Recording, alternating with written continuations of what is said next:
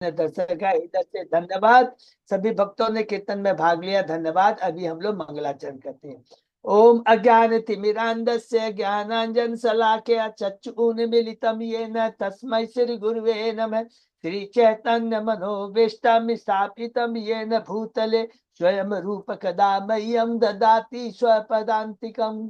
वंदेहम श्री गुरु श्री युद्ध पद कमलम श्री गुरु वैष्णवांच श्री रूपम साग्र चातम सहगण रघुनाथम वितम तम स्वजीवम स्वाधेतम सावधूतम परिजम सहितम कृष्ण चैतन्य देवम श्री राधा कृष्ण पादान सहगण ललिता श्री विशाखा वितांत च नम ओम विष्णु पादाय कृष्ण पृष्ठाय भूतले श्रीमते भक्ति वेदांत स्वामी इति नामिने नमस्ते सारस्वती देवे गौरवाणी प्रचारिणे निर्विशेष शून्यवादी पाश्चात देश तारिणे वांछा कल्पतरुभ्य कृपा सिंधुभ्येव च पतितानां पावनेभ्यो वैष्णवेभ्यो नमो नमः। नमो महावदान्याय कृष्ण प्रेम प्रदायते कृष्णाय कृष्ण चैतन्य नामने गौरत्विषे नमः। हे कृष्ण करुणा सिंधु दीन बंधु जगतपते गोपेश गोपिका कांत राधा कांत नमस्तुते। तप्त कांचन गौरांगी राधे बिंदाबनेश्वरी वृषभानुसुते देवी प्रणमामि हरिप्रिये। नीलांचल निवासाय नित्याय परमात्मने बलभद्र सुभद्रायां जगन्नाथाय ते नमः। जय श्री कृष्ण चैतन्य प्रभु नित्यानंद श्री अद्वैत गदाधर श्रीवासादि गौर भक्त बिंद मुखम करोति वाचालम पंगुलंगे गिम यत्कृपातमहं वंदे श्री गुरुम दीनतारिणम परमानंद माधवम श्री चैतन्य ईश्वरम। हरे कृष्ण कृष्ण कृष्ण हरे हरे हरे राम राम राम हरे हरे। श्री श्री मंगलाचरण की जय, शिला प्रभुपाद की जय। हरे कृष्णा। आज की इस भागवतम चर्चा में सभी भक्तों का हार्दिक स्वागत है। सभी भक्तों के चरणों में मेरा सादर दंडवत प्रणाम है। राधा माधव राधा गोविंद परम वैष्णव गुरु आचार्यों की असीम कृपा हम सब भक्तों के ऊपर है कि हम सब भक्त लोग मिलकर श्रीमद् भागवतम के ऊपर में चर्चा कर पा रहे हैं। कैंटो 9 में हमने कुछ दिनों पहले प्रवेश किया। कैंटो 9 ईशानु कथा माने जिसके अंदर में भगवान और भगवान के भक्तों की लीला का बड़ा सुंदर गुणगान हुआ है और हमें एक दिव्य शिक्षा प्रदान किया, आध्यात्मिक शिक्षा प्रदान किया है। अध्याय 1 में हमने पढ़ा कि जो सत्यवत राजा थे, जो छठे मनु काल में जो वो राजा थे और किस प्रकार मत्स्य अवतार भगवान ने उनको पर कृपा की थी। और वही सत्यवत राजा अभी कौन सा मनु काल चल रहा है, सातवां मनुष्वाल वैवस्वत मनु, जिनको श्राद्ध देव मनु भी कहते हैं, उनका काल चल रहा है। तो यहाँ पर प्रथम अध्याय में बता रहे हैं परीक्षित महाराज को, सुखदेव गोस्वामी जी की ये जो वैवस्वत मनु 7वें मनु काल में है, इनके 10 पुत्र हुए। उस 10 पुत्र के पहले एक अलग उनकी पुत्री हुई थी जिसका नाम था ईला। लेकिन किस प्रकार वो भगवान, जब उनके गुरु वशिष्ठ ने उनसे भगवान से प्रार्थना की तो वही ईला पुरुष में परिवर्तित हो गई और जिसका नाम था सुदुदुमन्य। उनकी लीला हमने बहुत डिटेल में सुनी कि किस प्रकार उन्होंने बुद्ध, चंद्रमा के पुत्र बुद्ध ने उनसे ब्याह किया और उनसे पुरुरवा पुत्र हुआ, जो आगे चल कर करके हम लोग उसके डिटेल में सुनेंगे। और इधर वैवस्वत मनु ने और दूसरा ब्याह किया, सॉरी उनके और 10 पुत्र हुए सुदुमुन के अलावा। उसमें इच्छवाकु सबसे हमने पढ़ा, सरियाती के बारे में पढ़ा और हम लोग ने नभक के बारे में पढ़ा। तो सरियाती के बारे में हमने क्या पढ़ा, तीसरे अध्याय में पढ़ा कि सरियाती की पुत्र थी शुक कन्या, किस प्रकार उसने चयन ऋषि से ब्याह किया और किस प्रकार हम लोगों ने पता लगाया कि उसके जब चयन मुनि किस प्रकार बूढ़े थे, लेकिन वो अश्विनी कुमार की सहायता से वो युवा पुरुष बने और चैन मुनि की कृपा से अश्विनी कुमारों को सोम रस प्राप्त करने का सुअवसर प्राप्त हुआ। तो सरियाती के एक पुत्री सुकन्या के बारे में तो हमने पढ़ा, और उसके फिर 3 पुत्र थे, उत्तानवर्ती, आनर्त और भूरिश्वा।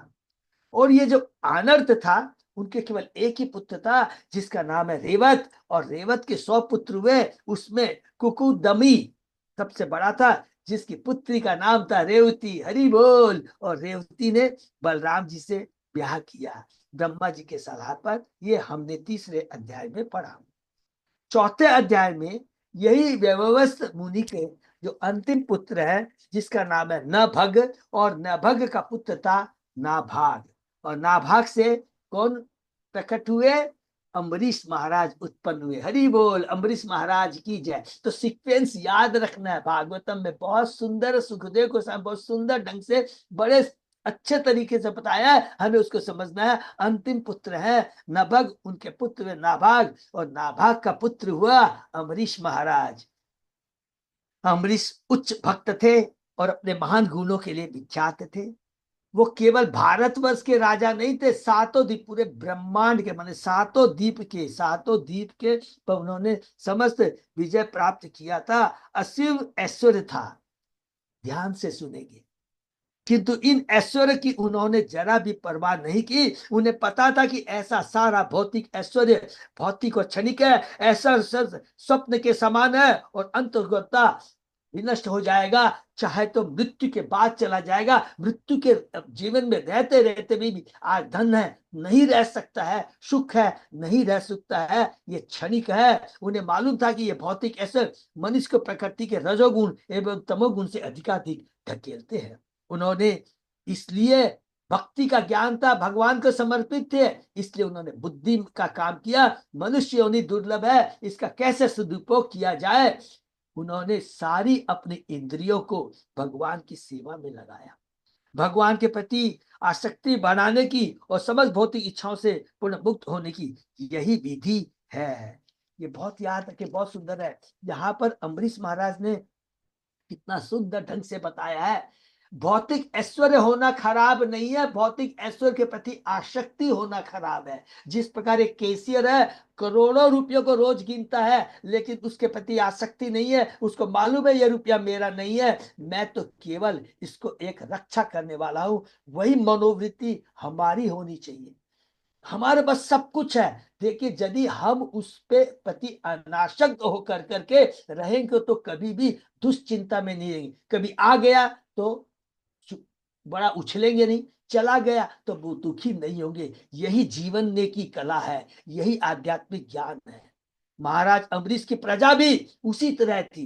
देखिए जैसे राजा वैसा प्रजा, उन्होंने भी अपनी प्रजा को वही शिक्षा दी थी, और उन्होंने सारी प्रजा भगवान के गानों का, भगवान का के नामों का श्रवण कीर्तन स्मरण किया करते थे, और कभी भी वे देवताओं के परम प्रिय स्वर्गलोक में जाने की इच्छा नहीं करती थी। ये है चेतना प्रजा की। हरि बोल। महाराज अम्बरीश की अनन्य भक्ति से प्रसन्न होकर भगवान ने राजा को अपना चक्र प्रदान किया, जो शत्रु के लिए भी भयावह है। अब लीला सुनते हैं अम्बरीश महाराज और दुर्वासा मुनि की। एक महान भक्त है अम्बरीश महाराज, जो हमने अभी चर्चा की थी पिछली क्लास में। एक बार उन्होंने अपने समान उनकी पत्नी भी उन्हीं के आचरणों पर चलती थी, उनकी राह पर चलती थी, और दोनों ने मिलकर 1 वर्ष तक का एकादशी तथा द्वादशी का व्रत रखा। 1 वर्ष तक जब व्रत हो जाने के बाद में उसके पारण का समय आया, तो उन्होंने मधुबन में भगवान की पूजा की, ब्राह्मणों को भोजन खिलाया, दान में 7 करोड़ गाय दी। उसके बाद ब्राह्मणों की आज्ञा लेकर एकादशी का व्रत तोड़कर पारण करने वाले थे कि उस समय दुर्वासा मुनि अचानक वहां पर पहुंच गए। दुर्वासा मुनि बड़े योगी हैं, बड़े तपस्वी हैं, योगी हैं, लेकिन याद रखेंगे तपस्वी योगी से बड़ा उच्च पद होता है किसका? भगवान के भक्त का। वहां पर पहुंच जाते हैं। अम्बरीश महाराज ने उनका स्वागत किया, भोजन के लिए आमंत्रित किया। अम्बरीश महाराज ने आमंत्रण को स्वीकार किया, यमुना में स्नान करने चले जाते हैं। स्नान करके आने में देर होती है। अम्बरीश महाराज के व्रत तोड़ने का, पारण का समय चला जा रहा था और उन्होंने सोचा क्या करूं नहीं करूं। योग्य ब्राह्मणों सलाह लेकर उन्होंने, योग्य ब्राह्मणों ने कहा कोई बात नहीं है, आप चिंता मत करिए, दुर्वासा मुनि को यदि आने में देर रही है, और याद रखेंगे दुर्वासा मुनि जानबूझकर देर कर रहे थे, इसको याद रखेंगे इस बात को। भक्त की परीक्षा लेना चाहते थे अम्बरीश की, उसको दंड देना चाहते थे, लेकिन भगवान का भक्त कभी भी दंडित नहीं होता है, क्योंकि सदैव भगवान के द्वारा सुरक्षित होता है। ब्राह्मणों की सलाह लेने के बाद थोड़ा सा जल पी लेते हैं, किंतु दुर्वासा मुनि ने अपने योग बल से जान लिया कि राजा ने उनकी अनुमति के बिना जल पी लिया है। दुर्वासा मुनि क्रोधित हो जाते हैं और कहते हैं तुम्हारे इस दुर्व्यवहार के कारण मैं तुमको इसका मजा चखाऊंगा। देखिए दुर्वासा मुनि की शब्दों पर गौर कीजिए। जब कितना ही बड़ा योगी होता है, रजोगुण तमोगुण से वो ग्रस्त रहता है। सतोगुण होते हैं, लेकिन रजोगुण, रजोगुण का मतलब अरे मैं इतना बड़ा योगी हूं और मेरे बिना, मेरे अनुपस्थिति के बिना तुमने जल पी लिया, मैं तुमको मजा सिखाऊंगा। दुर्वासा मुनि ने अपनी योग शक्ति से एक कृत्या को उत्पन्न, राक्षसी को उत्पन्न किया, किंतु अम्बरीश महाराज उस कृत्या को देखकर जरा भी भयभीत एवं विचलित नहीं हुए, किंतु भगवान के सुदर्शन चक्र ने उस सृजित कृत्या को जलाकर खाक कर दिया और सुदर्शन चक्र अब दुर्वासा मुनि की तरफ बढ़ने लगा। दुर्वासा मुनि अपनी रक्षा के लिए आकाश, पृथ्वी लोक, गुफाओं, तीनों लोकों के शासकों, विभिन्न लोकों, स्वर्ग लोक में भी गए, किंतु जब उन्हें कोई शरण न मिल सकी तो अंत में वे ब्रह्मा जी के पास पहुंचे और प्रार्थना की कि वे इस ज्वलित सुदर्शन चक्र से उसकी रक्षा करें। तो आगे हम लोग देखते हैं कि ब्रह्मा जी ने उनकी रक्षा की या ब्रह्मा जी ने उन्हें क्या कहा, इससे आज हम लोग आगे चर्चा करते हैं इस बात को। ओम नमो भगवते वासुदेवाय, ओम नमो भगवते वासुदेवाय, ओम नमो भगवते वासुदेवाय। नारायण नमस्कृत्य नरम चैव नरोत्तमं देवी सरस्वती व्यासं ततो जयम उदीरे। नष्प्रायेषु अभद्रेषु नित्यं भागवत सेवया भगवती उत्तम श्लोके भक्ति भवति नैष्ठी। कृष्णाय वासुदेवाय देवकी नंदनाय च नंद गोप कुमाराय गोविंदाय नमो नमः। आराधयो भगवान ब्रजेश तनय ततदाम वृंदावनम रमया काचित उपासना व्रजवधु वर्गेण्य कल्पिता।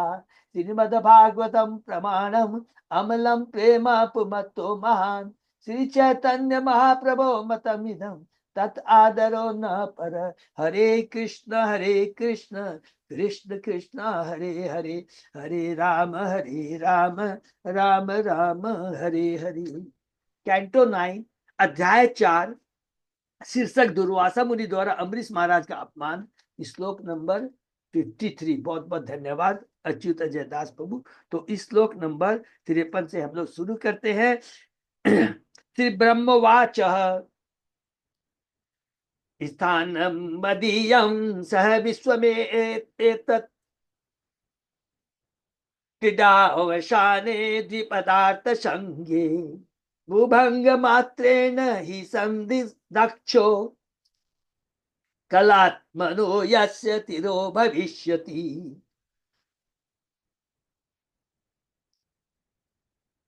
अहं भवो दक्ष भृगु प्रधान प्रजेश प्रजेश भूतेश सुरेश मुख्या सर्वे वयं यत् नियमं प्रपन्ना मुधन्य अर्पितं लोकहितं वहाम। ब्रह्मा जी ने कहा द्विपदार्थ के अंत में जब भगवान की लीलाएं समाप्त हो जाती है तो भगवान विष्णु अपनी एक भ्रिकुटी के टेढ़ा होने सारे ब्रह्मांड का, जिसमें सारे हमारे निवास स्थान भी सम्मिलित है, विनाश कर देते हैं। मैं तथा शिव जी जैसे पुरुष तथा दक्ष भृगु आदि प्रधान ऋषि मुनि एवं जीवों के शासक, मानव समाज के शासक एवं देवताओं के शासक, हम सभी उस भगवान विष्णु को अपने अपने सिर झुकाकर समस्त जीवों का कल्याण हेतु उनके आदेशों का पालन करने के लिए उनकी शरण में जाते हैं। प्रभुपाद जी तात्पर्य कहते हैं भगवत गीता में भगवान का मृत्यु सर्वस्व चाहम, जब भगवान मृत्यु काल के परम नियामक के रूप में आते हैं तो वे सर्वस्व छीन लेते हैं। दूसरे शब्दों में सारा ऐश्वर्य, प्रतिष्ठा तथा हमारा सर्वस्व भगवान द्वारा किसी प्रयोजन के लिए प्रदत्त है। यह तो शरणागत जीव का कर्तव्य है कि वह परमेश्वर के आदेशों का पालन करे, कोई भी उनकी आज्ञा का उल्लंघन नहीं कर सकता। ऐसी परिस्थिति में ब्रह्मा जी ने भगवान के शक्तिशाली सुदर्शन से दुर्वासा मुनि की रक्षा करने के लिए उन्हें शरण देने से इनकार कर दिया। ये सुदर्शन चक्र कौन है? ये सुदर्शन भगवान विष्णु का शस्त्र है, भगवान श्री कृष्ण का शस्त्र है। हम सब तो भगवान के शरणागत हैं, हम तो शक्ति है, भगवान शक्तिमान है। तो उस शक्तिमान के जो सुदर्शन चक्र का हमें सम्मान करना है, उससे तो केवल कौन रक्षा करता है? केवल भगवान का भक्ति, भगवान ही रक्षा कर सकते हैं। ये कह करके ब्रह्मा जी ने मना कर दिया। प्रत्याख्यात विरिंचेन विष्णु चक्रोपता पिता दुर्वासा शरणम यात सर्व कैलाश वासिनम। जब सुदर्शन चक्र की ज्वलित अग्नि से संतप्त दुर्वासा जी को ब्रह्मा जी ने इस प्रकार मना कर दिया तो उन्होंने कैलाश लोक में सदैव निवास करने वाले शिव जी की शरण लेने का प्रयास किया। अब शिव जी के पास में जाते हैं तो शिव जी क्या कहते हैं? श्री शंकर वाच है, वयम न तात प्रभवाम प्रभवाम भूमनि यस्मिन् परे अन्ये अपि अज्य जीवकोशा भवन्ति काले न भवन्ति हि दृशा सहस्रो यत्र वयं भ्रमामः। शिव जी ने कहा, हे पुत्र, मैं ब्रह्मा जी तथा अन्य देवता जो अपनी अपनी महानता की भ्रांत धारणा के कारण इस ब्रह्मांड के भीतर चक्कर लगाते रहते हैं, भगवान से स्पर्धा करने की क्षमता नहीं रखते, क्योंकि भगवान के निर्देशन मात्र से असंख्य ब्रह्मांड उनके निवासियों का जन्म और संहार होता है। यहाँ पर ईश्वर तत्व, कृष्ण तत्व, विष्णु तत्व, भगवत तत्व को बताते हैं शिव जी। देखिए, शिव जी केवल सिंपली ऐसे मना नहीं करते। जब भगवान का भक्त होता है ना, जहां मौका मिलता है, जहां अवसर मिलता है, कोई भी हो, भगवान का ग्लोरिफिकेशन करना शुरू कर देते हैं। ब्रह्मा जी क्या कह रहे हैं? वही बात शिव जी कह रहे हैं। अरे, तुमको भगवान के बारे में है, वही सृष्टि करता, पालन करता, संहार करता है, उन्हीं से असंख्य ब्रह्मांड निकलते हैं और एक समय आने पर सारे ब्रह्मांड उन्हीं में विलीन हो जाते हैं। हम तो केवल निमित्त मात्र है। भगवान के निधन मात्र असंख्य ब्रह्मांड है, उनके निवासियों का जन्म और संहार होता है। भौतिक तात्पर्य में प्रभुपाद जी कहते हैं, भौतिक जगत में असंख्य ब्रह्मांड है और ब्रह्मा सहित अन्य देवता भी असंख्य है। ये सभी भगवान के परम निर्देशानुसार इस भौतिक जगत के भीतर चक्कर लगाते रहते हैं। अतः कोई भी भगवान की शक्ति की बराबरी नहीं कर सकता। शिव जी ने भी दुर्वासा की रक्षा करने से इनकार कर दिया। हरि बोल। क्योंकि शिव जी स्वयं भी भगवान द्वारा भेजे सुदर्शन चक्र की किरणों के नीचे थे, वो तो नमस्कार करते हैं। बहुत सुंदर बात यहाँ पर कहते हैं प्रभुपाद जी। सबको मालूम है ना, हम लोग ने किया था कि असंख्य ब्रह्मांड है, एक ब्रह्मांड नहीं, असंख्य ब्रह्मांड है और एक एक ब्रह्मांड में 14 भुवन है। सबको मालूम है। भूमि है, इधर अतल, नीतल, सुतल, तरातल, तरातल, पाताल नीचे में है, ऊपर में भूमि है, भूवर लोक, जन लोक, तन लोक, महर्त लोक, सत्य लोक, लास्ट तक है। 7 ऊपर 7 नीचे, 14 भुवन है और 14 एक एक भुवन, एक ब्रह्मांड में 14 भुवन है और एक एक ब्रह्मांड के अंदर में एक एक ब्रह्मा है, एक एक शिव जी है और इंद्र है। यहाँ पर क्लियर लिखा हुआ है। ऐसे करोड़ों ब्रह्मांड है, तो करोड़ों ब्रह्मांड में करोड़ों ब्रह्मा है, अलग अलग ब्रह्मा है, अलग अलग शिव है और अलग अलग अन्य देवता हैं। ये याद रखना है, ठीक है ना। तो ये चीज यहाँ पर प्रभुपाद जी हमें तात्पर्य में बहुत इंपॉर्टेंट बात बताते हैं। शिव जी आगे क्या कहते हैं? अहम सनत कुमार नारदो भगवान जन कपिलो अपांतर तमो तमो देवलो धर्म आशुरी मरीचि प्रमुखाश्चान्ये सिद्धेशा पार दर्शना विदाम न वयम सर्वे यन माया माया माया माययावृता तस्य विशेश्वरस्य इदं सस्तम दुर्विशहं हीन तमेवं शरणं याहि हरिस्ते विदास्यति। मैं शिवजी, देखिए क्या क्या सुंदर बात कह रहे हैं। मैं शिवजी, सनत कुमार, चारों सनत कुमार, नारद, परम आदि ब्रह्मा जी, कपिल, देवहूति पुत्र, अपांतरंतम व्यास देव जी, देवल, यमराज, आसुरी, मरीचि आदि अनेक संत पुरुष एवं सिद्धि प्राप्त अनेक लोग, भूत वर्तमान तथा भविष्य को जानने वाले, फिर भी भगवान की माया से प्रसन्न होने का कारण हम ये नहीं समझ पाते कि यह माया कितनी दृष्टि है। तुम उन्हीं भगवान के पास राहत प्राप्त करने के लिए जाओ, क्योंकि ये सुदर्शन चक्र हम लोगों के लिए भी दुष्ट है। तुम भगवान विष्णु के पास जाओ, वे अवश्य दयार्द्र होकर तुम्हें सौभाग्य प्रदान करेंगे। देखिए, जो भगवान का भक्त होता है वो क्या होता है, गर्व के मारे नहीं बोलता अरे तुम चिंता क्या करते हो, मैं तुम्हारी रक्षा करूंगा ना, नहीं, भगवान को समर्पण होता है। एक तो ये बात है, और दूसरा वो बड़ा कृपालु होता है और सही आदेश, सही शिक्षा देता है। बोलता है देखो हम कुछ नहीं कर सकते हैं, समर्पण भाव, तो क्या कर सकते हो, तुम भगवान के पास जाओ, भगवान तुम्हारी। तो जो गुरु होता है ना, वो सही दिशा दिखाता है, घमंडी नहीं होता है, उसे अपनी औकात मालूम होती। ततो निराशो दुर्वासा पदम भगवतो ययो वैकुंठाख्यम यत अध्यास्ते श्रीनिवास श्री आशा। तत्पश्चात शिव जी के द्वारा भी शरण न दिए जाने से निराश होकर दुर्वासा मुनि बैकुंठ धाम गए। हरि वो, जब भगवान नारायण अपनी प्रियतमा लक्ष्मी जी के साथ निवास करते हैं। संदेही मान अजित शास्त्र बहिना तत्पाद मूले पतित सबे पतु अच्युत अनंत सदीप्सित प्रभो कृताग संभावही विश्व भावना। सुदर्शन चक्र की गर्मी से झुलसे हुए महान योगी दुर्वासा मुनि नारायण के चरण कमलों पर गिर पड़े। कांपते शरीर से वे इस तरह बोले, हे अच्युत, हे अनंत, हे समस्त ब्रह्मांड के रक्षक, आप सभी भक्तों के अभीष्ट हैं। हे प्रभु, मैं महान अपराधी हूं, कृपा मुझे संरक्षण प्रदान करें। और आगे क्या बोलते हैं दुर्वासा मुनि, अजानता ते परमानुभावम कृतम मयादम भवते प्रियाणाम विधेहि तस्या पचितिम विधात मुच्येत यत्नामनि उदिते नारकोपि। हे प्रभु, हे परम नियंता, मैंने आपकी असीम शक्ति समझे बिना आपके परम प्रिय भक्त के प्रति अपराध किया है। कृपया मुझे इस अपराध के फल से बचा ले। आप हर काम कर सकते हैं, क्योंकि यदि कोई व्यक्ति नरक जाने के लायक हो, उसके भी हृदय में अपने पवित्र नाम को जगाकर आप उसका उद्धार कर सकते हैं। देखिए, ज्ञानी, योगी और भक्त में अंतर होता है।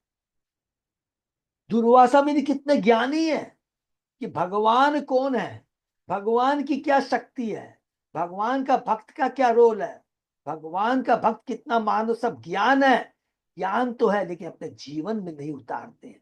ये फर्क होता है एक परम योगी में और एक परम भक्त में। जब तुमको इतना ज्ञान था तो अपराध क्यों किया अम्बरीश वाचक। तो यही होता है, भक्तों का संग बहुत जरूरी है, भगवान की भक्ति बहुत जरूरी है, वैष्णव होना बहुत जरूरी है। योगी ब्राह्मण होने से काम नहीं चलेगा। ब्राह्मण योगी को ज्ञान होता है, तपस्या करता है, लेकिन उस ज्ञान को, उस तपस्या जो किया उसको अपने जीवन में नहीं उतारता है, केवल भक्त ही उतारता है। तो अब भगवान उत्तर देते हैं। बहुत इंपॉर्टेंट श्लोक है और इसे याद करना है। श्री भगवान वाच अहम भक्त पराधीनो ही अस्वतंत्र द्विज साधु भी ग्रस्त हृदयो भक्ते भक्त जन प्रिय। हरि बोल। भगवान ने उस ब्राह्मण से कहा, मैं पूर्णतः अपने भक्तों के वश में हूं, निसंदेह मैं तनिक भी स्वतंत्र नहीं हूं। देखिए, भगवान को अच्युत कहा गया है, स्वतंत्र कहा गया है, विराट कहा गया है, लेकिन यहाँ भगवान अपनी कमजोरी, अपनी विवस्था को प्रदर्शित कर रहे हैं कि मैं तनिक भी स्वतंत्र नहीं हूं। और ये याद रखिएगा, ये भगवान झूठ नहीं बोल रहे हैं, कोई सोचेगा अरे भगवान ने, मैं तनिक भी स्वतंत्र नहीं हूं, क्योंकि मेरे भक्त भौतिक इच्छाओं से पूर्णतः रहित होते हैं, अतः मैं उनके हृदय में ही निवास करता हूं। मुझे मेरे भक्त ही नहीं, मेरे भक्तों के भक्त भी अत्यंत प्रिय है। हरि बोल। इस ब्रह्मांड के सारे महापुरुष, जिसमें ब्रह्मा जी तथा शिव जी भी सम्मिलित, पूर्णतः भगवान के वशीभूत है, किंतु भगवान पूरी तरह अपने भक्त के वश में रहते हैं। ऐसा क्यों है? क्योंकि भक्त अन्य अभिलाषिता शून्य होता है, अर्थात उसके धर्म में कोई अन्य इच्छा नहीं रहती। उसकी एकमात्र इच्छा सदैव भगवान का चिंतन करते रहने और अच्छी तरह से उनकी सेवा करते रहने की होती है। इस दिव्य गुण के कारण परमेश्वर भक्तों के अत्यंत अनुकूल रहते हैं। न केवल भक्तों के अपितु भक्तों के प्रति भी अनुकूल रहते हैं। श्री नरोत्तम दास ठाकुर कहते हैं, छाड़िया वैष्णव सेवा निस्तार पाए चे केवा। भक्तों के भक्त बिने बना कोई भाव पास से छूट नहीं सकता। भक्तों के भक्त बने बिना, ये भी नहीं कि मैं भक्त हूं, नहीं, भक्तों के भी भक्त माने उनका भी दास बनना पड़ेगा। इसलिए चैतन्य महाप्रभु ने अपने आप को गोपी भट्टू पद कमल यो दासानुदासा कहा।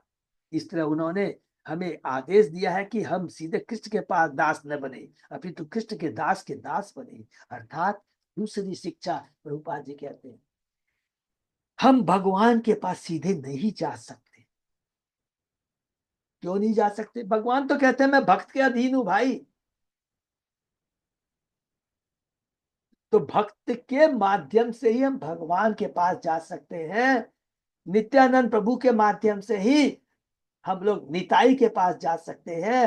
राधा रानी के थ्रू ही हमें भगवान की भक्ति कृष्ण दे सकते हैं, डायरेक्ट नहीं जा सकती।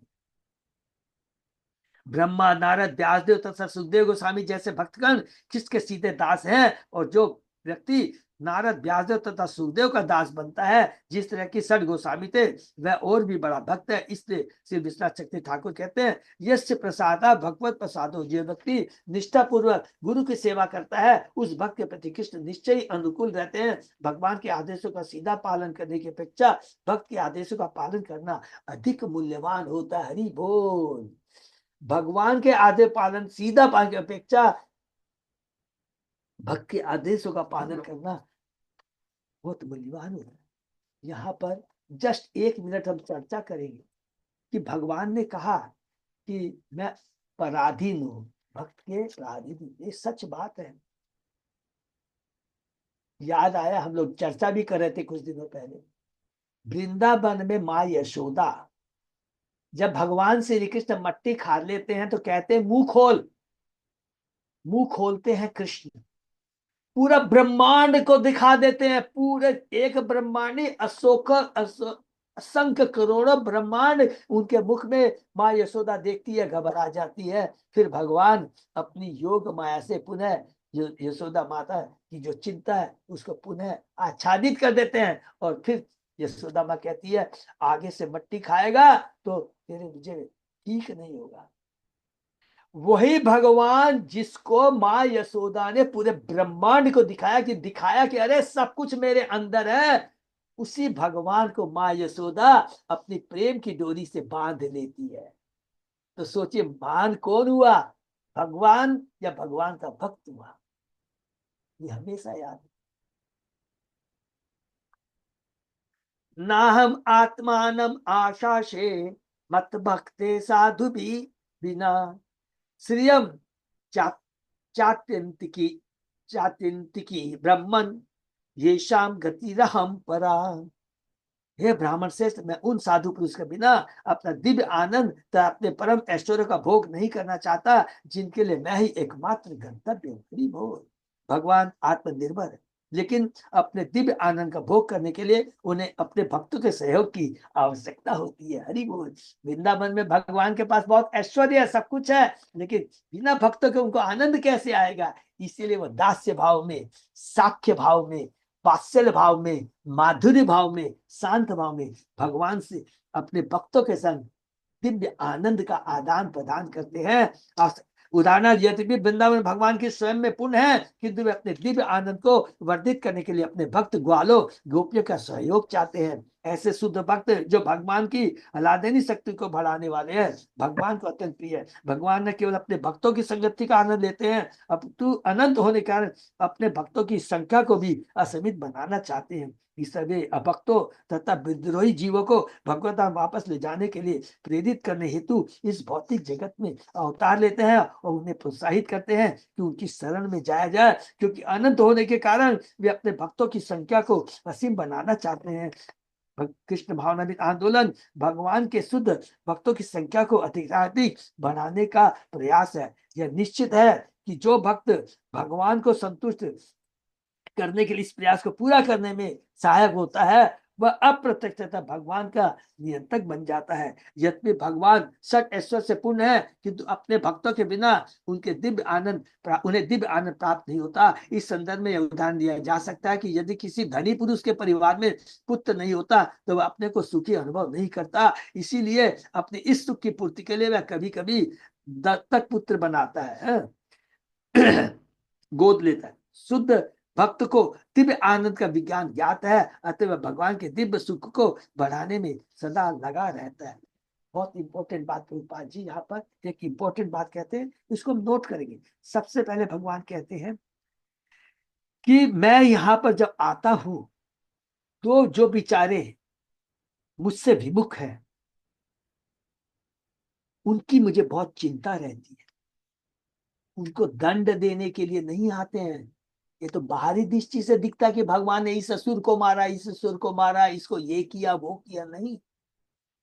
भगवान अपने अंशों पर कृपा करने के लिए उन्हें सन्मार्ग सही मार्ग पर लाने के लिए प्रयत्न करते हैं। उसमें दंड देने की भी आवश्यकता होती है तो दंड देते हैं। माँ कभी भी अपने बच्चे के प्रति कभी भी बुरा नहीं सोच सकती। ममे वांसे जीव लोके जीव भूत सनातन है, भगवान गीता में खुद ही कहते हैं कि सभी जीव मेरे अंश हैं। तो बताइए, भगवान जब खुद कहते हैं मेरे अंश है, तो भगवान अपने अंश के प्रति अन्याय कैसे करते हैं? ये तो हमारी भौतिक आंखें हैं, अज्ञानता हम सोचते हैं।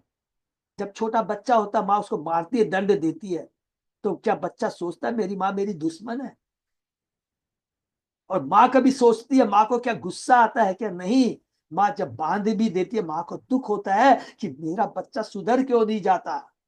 इसीलिए जो दूसरा बच्चा है जो उसका सही संगति पे है, इसलिए भगवान कहते हैं देख बेटा तू अपने भाई को संभाल, अपने भाई को सही पथ पर ला। उसी तरह भगवान कहते हैं कि देखो जो भक्ति के अंदर में है और जो भक्ति में नहीं है, जो गलत रास्ते पे है, भगवान कहते हैं कि मुझे सबसे ज्यादा प्रिय वही है जो दूसरों को भक्ति में लाता है।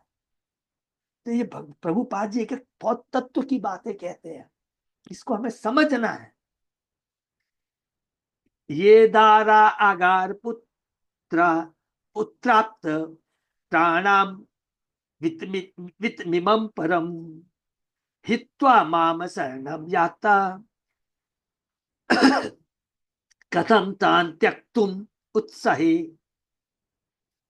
चूंकि शुद्ध भक्तगण इस जीवन में या अगले जीवन में किसी भौतिक उन्नति की इच्छा से रहित होकर अपने घर, पत्नी, बच्चों, संबंधियों, धन और यहाँ तक कि अपने जीवन का भी परित्याग मात्र मेरी सेवा के लिए करते हैं, तो मैं ऐसे भक्तों को किस तरह छोड़ सकता हूँ? देखिए ये कितना बड़ा यहाँ पर भगवान बता रहे हैं कि मेरा भक्त कितना मान होता है, लेकिन उसके अलावा भी हम एक तत्व ज्ञान भगवान दे रहे हैं।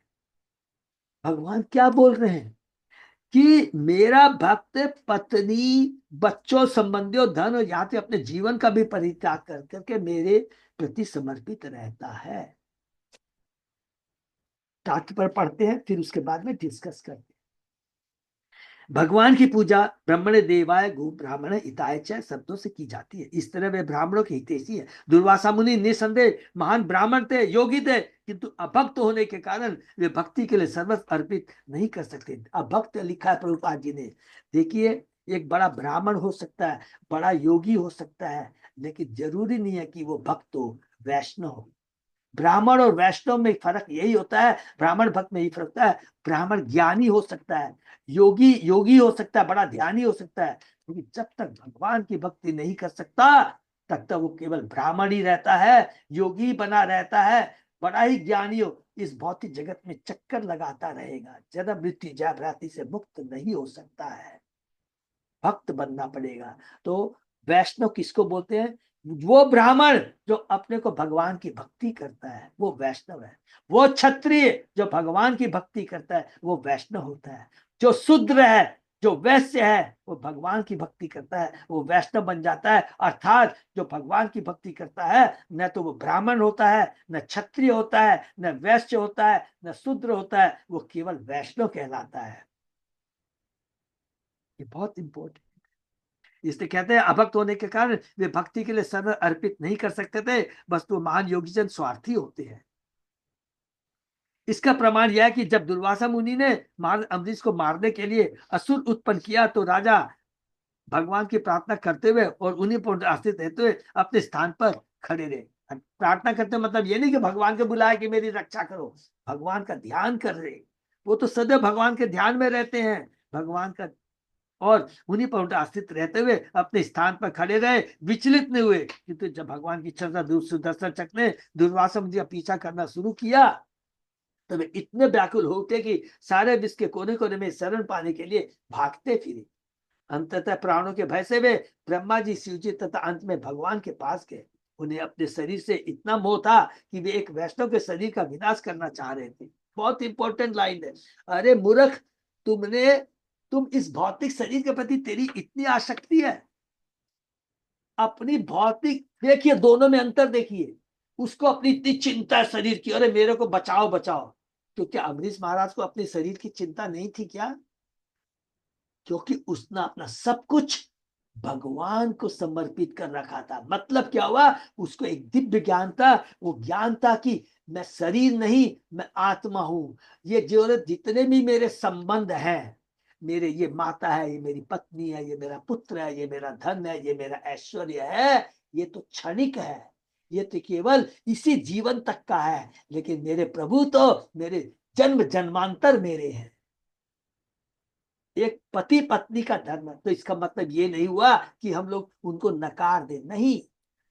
धर्म एक चीज होता है और परम धर्म एक चीज होता है। धर्म का पालन करना है, धर्म का पालन कि ये मेरी पत्नी भगवान ने ये संबंध बना के भेजा है, उसको पालन करना है, लेकिन उनके प्रति आसक्त नहीं होना है। आसक्ति तो केवल एक परमात्मा के प्रति होनी चाहिए, भगवान के प्रति होनी चाहिए। अगर ये चीज जीवन में हम उतार लेंगे तो अपना भौतिक जीवन भी, अपने गृहस्थ जीवन को भी सुंदर सुचारू रूप से करते हुए भगवान की भक्ति कर पाएंगे।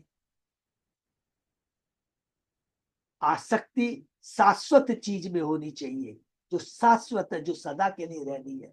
आसक्ति उस चीज में नहीं होनी चाहिए जो कि इस जीवन के रहते रहते या इस मृत्यु के बाद अपने आप छूट जाएगा, कि अब ये मेरी पत्नी है, ये मेरा बेटा, अपने आप छूट जाएगा, रोते रहिए, चला जाएगा। लेकिन जो भगवान का भक्त होता है कभी भी नर्वस नहीं होता है, वो अपना इसी जीवन को भगवान की भक्ति में लगा कर कर करके, उसमें आसक्ति रख कर कर कर करके जीवन यापन करता है। और इस समय भी, मृत्यु के समय भी उसको भगवान का स्मरण रहता है। और जो अंत काले च मामे ईश्वर मुक्ता करे, मतलब जब भगवान का ध्यान करते हुए शरीर छोड़ता है तो भगवान के धाम जाता है। लेकिन पति पत्नी धन की चिंता करते हुए यदि शरीर छोड़ता है तो फिर पुनः इस भौतिक जगत में आकर कर करके वही जन्म मृत्यु जाति के चक्र में घूमना पड़ता है। ये तत्व ज्ञान है। इस श्लोक में दूसरी बात यह कह गई है कि दारागार पुत्राप्त, अर्थात घर, पत्नी, संतान, मैत्री, समाज तथा प्रेम के प्रति अनुरक्ति होने से भगवान की कृपा नहीं प्राप्त की जा सकती। जो व्यक्ति भौतिक सुख के लिए चूल्हा चक्की से लिप्त रहना चाहता है वह शुद्ध भक्त नहीं हो सकता। कभी कभी शुद्ध भक्त में भी पत्नी, संतान तथा घर के लिए आकर्षक हो सकता है, किंतु यदि उसी के साथ वह अपनी शक्ति पर भगवान की सेवा करना चाहता है तो भगवान ऐसे भक्त के लिए विशेष प्रबंध करते हैं। क्या कर रहे हैं? ये हमारे जैसे भक्तों के लिए यहाँ पर कह रहे हैं, हमारे जैसे हम लोग जो भक्ति कर रहे हैं, हमारी मिक्स्ड भक्ति है, कोई बात नहीं है। लेकिन भगवान को मालूम है माया बहुत दुर्लभ है, माया बहुत प्रबल है, तो भगवान विशेष व्यवस्था करते हैं। और क्या करते हैं, ये उसकी झूठी आसक्ति वस्तु को छीन लेते हैं और इस तरह उसे उसकी पत्नी, घर, बच्चे आदि की आसक्ति से मुक्त कर देते हैं। भक्त को अपने धाम वापस बुलाने के लिए उन पर विशेष कृपा करते हैं। तो हमें क्या बनना है, युक्त बैरागी बनना है। युक्त बैरागी का मतलब क्या, सबको मालूम है कि सब कुछ हमारे पास में है, सब भगवान का है, उसको हमें भगवान की सेवा में लगाना है। भगवान की सेवा के मतलब क्या हुआ? उसको ये भाव रखना है कि ये मेरी इंद्रिय तृप्ति के लिए नहीं है, ये भगवान की सेवा के लिए। अब बोलेंगे प्रभु ये कॉम्प्लिकेटेड हो गया, तो कुछ नहीं है। अरे खाने की बहुत इच्छा है ना, तो बोले अभी। तो अच्छा सा भगवान को भोग लगा कर करके भगवान को 56 भोग बनाइए, लगा के भगवान को भोग लगाइए, फिर उसको ग्रहण कीजिए। तो फिर वो साधारण भोजन नहीं हो जाता है, वो क्या हो जाता है? दिव्य प्रसाद हो जाता है। हमारी सारी चेतना, कलुषित चेतना जो है उसको दूर करता है, गलत मन में जो विचार आते हैं उसको दूर करता है। बड़ा 5 स्टोरेज का 10 स्टोरेज मकान बनाइए ना, भगवान के तो बताइए 16,108 रानी है और सबके अलग अलग महल है, कोई मना ही नहीं है। लेकिन जब भगवान का भगवान जब घर बनाने की सोचे तो सबसे मन में पहले ये भाव आना चाहिए कि मेरे कृष्णा का पहले घर बनेगा, उनका रूम बनेगा, सबसे अच्छे सारे चीजें लगाऊंगी मैं। तो वो फिर घर नहीं, वो मंदिर हो जाता है। इसको कहते हैं कि सब चीज को यूज करते हुए भगवान के प्रति आसक्ति रखकर भगवान की सेवा करना। बहुत सिंपल चीज है। मयि निर्बद्ध हृदया साधव समदर्शना वसे कुर्वन्ति मां भक्त्या सत स्त्रिय सतपतिम। जिस तरह सती स्त्रियां अपने सदाचारी पतियों को अपनी सेवा से अपने वश में कर लेती है, उसी प्रकार से समदर्शी एवं हृदय से मुझ में अनुरक्त शुद्ध भक्तगण मुझको पूरी तरह अपने वश में कर लेते हैं। हरि बोल। इस श्लोक का समदर्शना सत्य महत्वपूर्ण है। शुद्ध भक्त वास्तव में सबके प्रति समभाव रखता है। जैसा कि भगवद गीता में पुष्टि हुई है, ब्रह्म बुद्ध प्रसन्नात्मा न सोचती न कांचती समय सर्वेषु भूतेषु। शुद्ध भक्त होने पर भी विश्व बंधुत्व संभव है। पंडिता समदर्शना विद्या विनय संपन्न ब्राह्मणे गवि हस्ती सुनि के पंडिता समदर्शना। गीता के 5वें अध्याय का 18वां श्लोक बहुत इंपॉर्टेंट श्लोक है। शुद्ध भक्त विद्वान होता है क्योंकि वो अपनी स्वाभाविक स्थिति को जानता है। भगवान विद्वान जानता है, भगवान की स्थिति को जानता है और जीव तथा भगवान के पारस्परिक संबंध को जानता है। इसलिए उसे पूर्ण आध्यात्मिक ज्ञान रहता है और वह सदा मुक्त हो जाता है, ब्रह्म भूत प्रसन्न। इसलिए वह हर व्यक्ति को आध्यात्मिक स्तर पर देखता है। वह सारे जीवों के सुख या दुख को समझ सकता है। वह समझता है कि जो उसके लिए सुख है वही दूसरों के लिए सुख है और जो उसके लिए दुख है वही दूसरों के लिए दुख है। इस तरह वह हर एक के प्रति कारुणिक होता है, जैसा कि प्रहलाद महाराज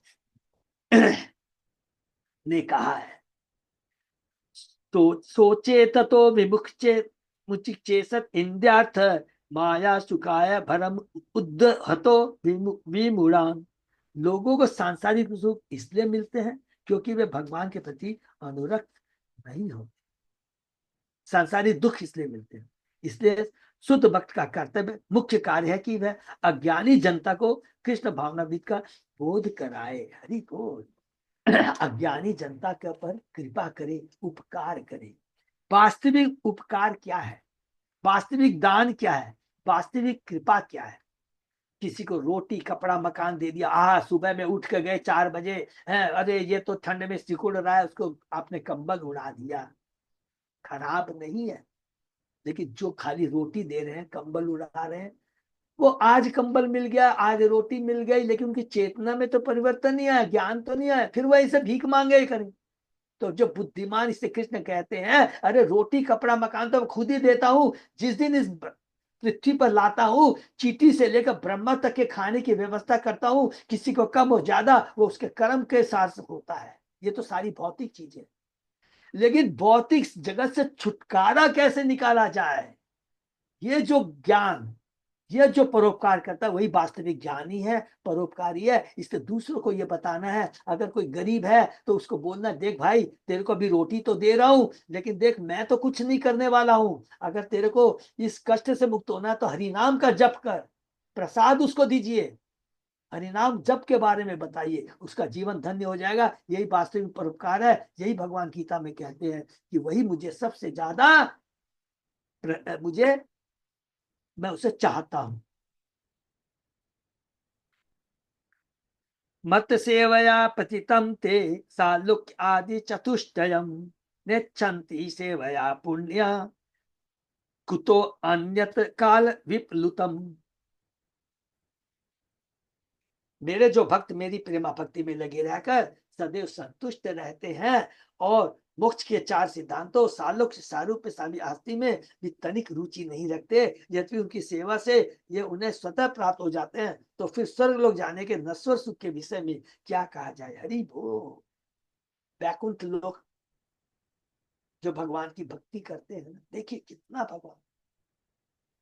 भगवान की। स्वर्गलोक की तो बात छोड़ दीजिए, स्वर्गलोक तो इस भौतिक जगत में ही है। स्वर्गलोक में तो भगवान कहते हैं कि जिसने पुण्य कार्य किया है, परोपकार किया है, लोगों की सेवा की है, वो स्वर्गलोक तक चला जाएगा। लेकिन जैसे ही उसके पुण्य कर्म खत्म होते हैं, धड़ाम करके फिर इस पृथ्वी पर आके गिरेगा।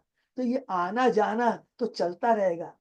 ये मनुष्य योनि तो आत्म साक्षात्कार के लिए, शाश्वत भगवत धाम जाने के लिए है। तो उस शाश्वत भगवत धाम में जाने के लिए क्या करना है? भगवान की भक्ति करनी है। तो इसलिए कहते हैं कि शाश्वत धाम में भी मेरा जो भक्त होता है, मेरे गोलोक धाम आता है। गोलोक धाम में और वैकुंठ धाम में क्या अंतर है? वैकुंठ धाम में हम जाते हैं सालोक्य, भगवान है, भगवान जैसा लोक, सारूप्य भगवान जैसा रूप, सामीप्य भगवान के बगल बैठने मिलता है, साष्टी भगवान जैसा ऐश्वर्य मिलता है। भगवान कहते हैं मेरे भक्त उसमें नहीं इंटरेस्टेड नहीं है, क्योंकि वहां पर जाकर तो वो मेरे ऐश्वर्य की पूजा करते हैं, ऐश्वर्य। लेकिन गोलोक धाम में जाकर मेरी सेवा करते हैं, मेरे संग खेला धूला करते हैं, मारपीट करते हैं, मुझे आनंद प्रदान करते हैं। गोलोक वृंदावन में कृष्ण भगवान बोलते हैं, देखो मैंने चुटकी पर चुटकी चुटकी अंगुली से गोवर्धन पर्वत उठाया। भगवान के भक्त बोलते हैं ज्यादा होशियारी मत कर। अरे वो तो यशोदा माँ ने तेरे को मक्खन खिलाया था और शक्ति मिली थी, उसलिए तू उठा पाया।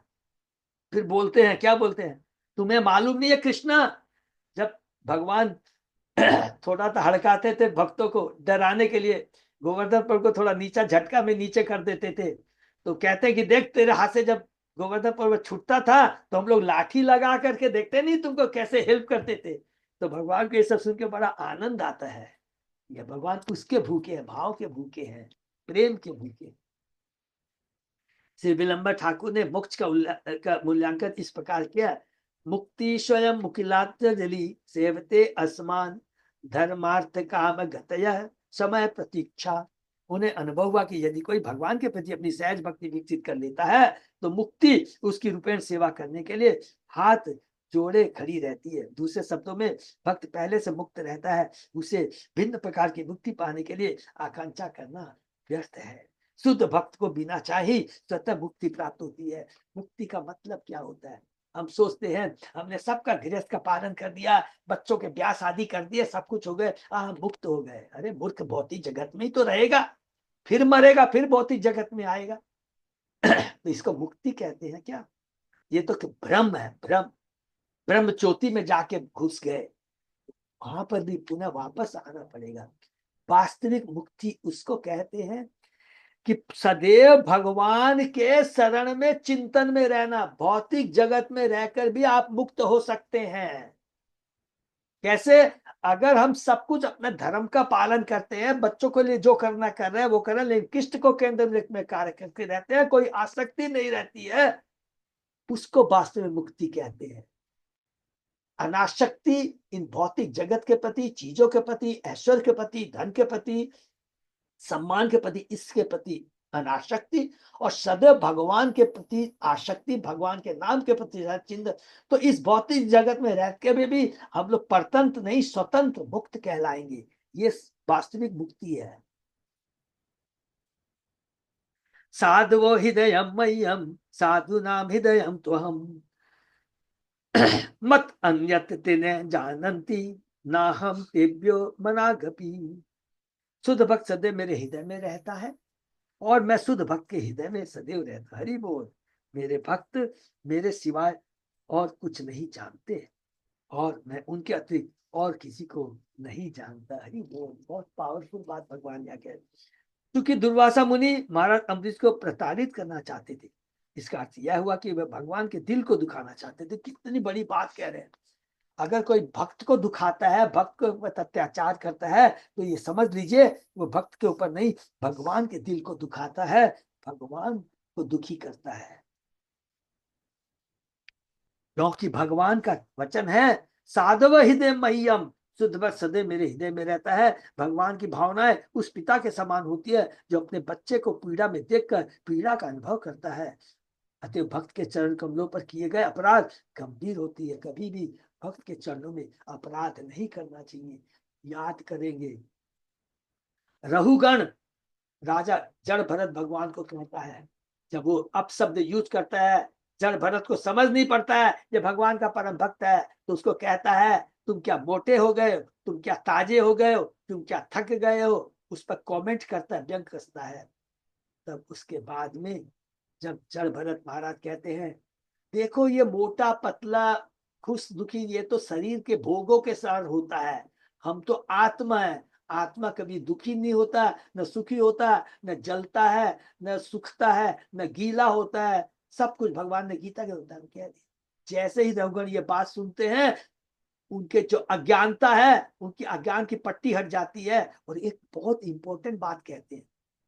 वो क्या कहते हैं कि भरत राजा जड़ भरत, न तो मैं शिव के त्रिशूल से डरता हूं, न ब्रह्मा जी की गदा वज्र से डरता हूं, किसी न मैं यमराज के दंड से डरता हूं। अगर मैं वास्तव में डरता हूं तो एक वैष्णव के चरणों में अपराध करने से डरता हूं, क्योंकि यदि वैष्णव के चरणों में अपराध होता है भगवान उसे माफ नहीं करते। भगवान को आप गाली दे दीजिए, चरणों में अपराध कर दीजिए, भगवान की भक्ति करिए, भगवान माफ कर देंगे। लेकिन भगवान के भक्त के चरणों में अगर अपराध करते हैं तो भगवान भी उसे माफ नहीं करते हैं। इसीलिए रघुगण ये बात कहता है। अतः भक्त के चरण कमलों पर किए गए अपराध गंभीर होते हैं। श्री चैतन्य महाप्रभु ने जोरदार शब्दों में संतुष्टि की है कि किसी को भक्त के चरण को अपराध नहीं करना चाहिए। ऐसे अपराधों की तुलना उस मतवाले हाथी से की जा सकती है जो बगीचे में घुसकर उत्पात मचा देता है। तो शुद्ध भक्त के चरण कमलों पर अपराध न करने के अत्यधिक सतर्क रहना चाहिए। वस्तुतः महाराज अम्बरीश का तनिक भी दोष नहीं था। दुर्वासा मुनि उन्हें व्यर्थ ही प्रताड़ित करना चाहते थे। महाराज अम्बरीश ने भगवान को प्रसन्न करने के लिए भक्ति का अंश स्वरूप 81 पारण पूरा करना चाहा। अतः उन्होंने थोड़ा सा जल पी लिया। यद्यपि दुर्वासा मुनि महान योगी ब्राह्मण थे, किंतु वे यह नहीं जानते थे कि यह सब क्या है। एक शुद्ध भक्त तथा वैदिक ज्ञान के तथाकथित पंडित में यही अंतर होता है। भक्तगण सदैव भगवान के हृदय में स्थित होने के कारण सीधा भगवान से सारे आदेश प्राप्त करते। हरि बोल। जैसा कि भगवद गीता से, तो ये जो जल उन्होंने पिया, ब्राह्मण के माध्यम से भगवान ने आदेश दिया था कि हे अमरीश, कोई चिंता मत कर, जल पी ले, जल पीने से तेरा पारण भी हो जाएगा और ये मुनि है उसके प्रति भी तेरा सम्मान बना रहेगा। इसलिए कहा, इसलिए भगवान भगवद गीता में 10वें अध्याय के 11वें श्लोक है, जो चतुश्लोकी गीता का चौथा श्लोक है। भगवान कहते हैं तेसाम अनुकंपार्थम अहम ज्ञान जन्म जन्म तमह नास्यामी आत्म भावस्तो ज्ञान दीपेन। भाष्योता बहुत इंपॉर्टेंट श्लोक है। मैं उनके हृदय में वास करते हुए उन पर दया करने के कारण अज्ञान जन्य अंधकार को ज्ञान के दीपक से नष्ट करता हूं। हरि बोल। भक्त ऐसा कोई कार्य नहीं करता जिसकी अनुभूति भगवान नहीं देते। जैसा कि कहा गया, वैष्णव क्रिया मुद्दा ना भूजे। यहाँ तक कि अनंत विज्ञान या अनुभवी व्यक्ति श्री वैष्णव या शुद्ध भक्ति गतिविधियों को नहीं जान सकता। ऊपर से तो लगेगा ये पागल है, कैसे कैसे आचरण कर लेता है। नहीं, वो भगवान का वो उसके केवल बाहरी आचरण को देखकर, वस्त्रों को देखकर कर करके हम नहीं समझ सकते हैं। लेकिन जो ज्ञानी होता है, जो भगवान को समर्पित होता है, जिसने ज्ञान को विज्ञान में परिणत कर लिया है, वो तुरंत समझ जाता है कि ये कोई साधारण व्यक्ति नहीं है। जैसा कि हम लोग ने कई जगह देखा है। रघुगण को ही देख लीजिए, ज्ञानी है, राजा है, भक्त है, गलत नहीं है, तुरंत समझ जाता है। भरत महाराज को देख करके उसके केवल वाणी को सुन के समझ जाता है ये कोई साधारण आदमी नहीं है। तुरंत अपनी पालकी से उतरता है, उसके चरणों में पड़ता है, क्षमा मांगता है। अतएव किसी को शुद्ध वैष्णव की आलोचना नहीं करनी चाहिए। वैष्णव अपने कार्य को सही ढंग से जानता है और वह जो कुछ करता है वह सही होता है, क्योंकि वह सदैव भगवान से मार्गदर्शन प्राप्त करता है। इसलिए जो भी परम भक्त होता है, जो भगवान का भक्त होता है, जो गुरु होते हैं, जो कुछ भी हमें बताते हैं उसको हम लोगों को एज इट इज ले लेना चाहिए, अपनी बुद्धि नहीं लगानी चाहिए। तो हरे कृष्णा, हम यहीं पर विराम देते हैं। बहुत ही सुंदर ये लीला तो है अम्बरीश महाराज और दुर्वासा मुनि के बीच में, लेकिन लीला के माध्यम से प्रभुपा जी अपने तात्पर्य के माध्यम से हमें दिव्य ज्ञान प्रदान करते हैं। क्या ज्ञान प्रदान करते हैं? भगवान कौन है, भक्त कौन है,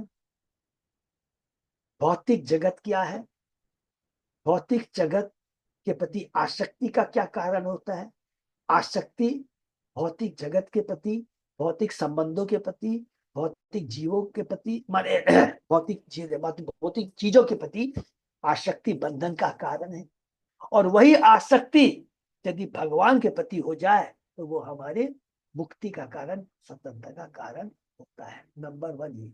नंबर 2 बताते हैं कि कभी भी वैष्णव के चरणों में अपराध नहीं होना चाहिए।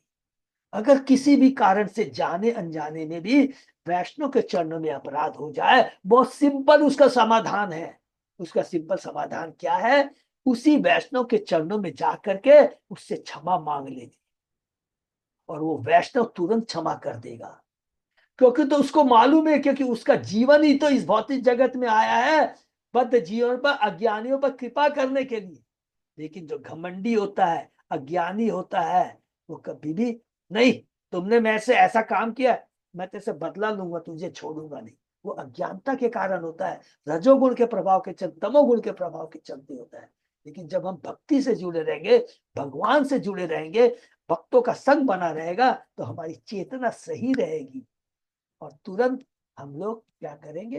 बोलेंगे नहीं कोई बात नहीं, गलती हो गई, कोई बात नहीं, तुम भगवान, मुझसे भी तो गलती होती है, लेकिन तुमसे कंडीशन एक ही है, क्षमा तुझे तभी करूंगा तो भगवान की भक्ति करेगा।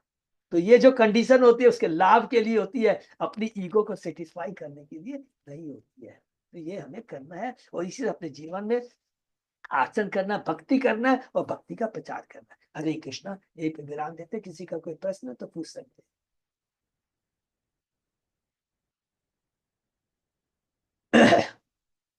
बहुत बहुत धन्यवाद सब भक्तों को। तो ये पे विराम देते। अच्युत अजय दास प्रभु, हाँ प्रभु जी। हम लोग का कोई भी अनाउंसमेंट है प्रभु? ये प्रभु जी जो बस एजिटेज चल रहा है। बस ठीक है प्रभु। तो हमारी 14 तारीख को गौर पूर्णिमा फेस्टिवल है, जो कि प्रभु गुरुसदय रोड में बनाया जाएगा ना? हाँ हाँ हाँ। तो बनाया जाएगा, तो सब लोगों को उसमें आना है और सेवा करनी है, सेवा भी करनी है, ठीक है ना? हरे कृष्णा। तो सब लोग तैयार रहेंगे। यही पर हम लोग विराम देते हैं। जय भक्तों का बहुत बहुत धन्यवाद। का सेशन ये विराम देते हैं, फिर कल सुबह 7 बजे।